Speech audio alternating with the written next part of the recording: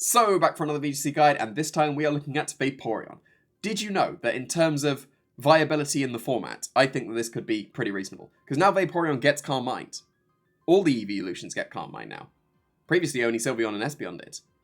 But now Vaporeon does. So, that's actually really good for it. Because it's got very respectable bulk. Base 130 base 130 base HP. 130 base HP is very high. You have to patch up its defense quite a lot, but you can definitely do that. And then you have a very respectable special attack as well. This is stronger than a Tapu Fini got. Like, modest max Tapu Fini, I think, was 161. Without even full investment, Vaporeon has more special attack than Tapu Fini did. Tapu Fini had slightly better bulk, but you can patch that with Acid Armor and Calm Mind. Like, I guess Tapu Fini could have Iron Defensed as well as Calm Mind. Calm Mind did, the past of Calm Mind.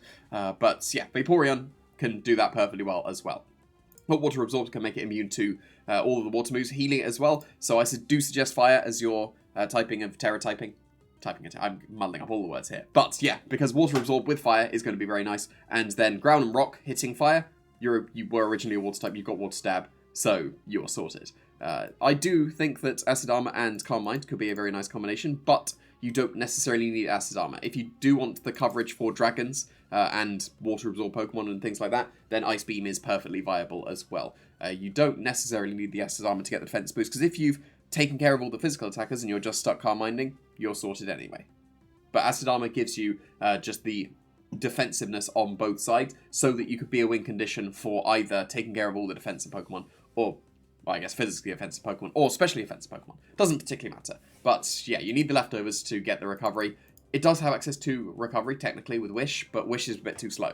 Especially because where do you fit it on the moveset? I guess you can fit it over what would have been Acid Armor or Ice Beam, but I think the Wish is a bit too slow.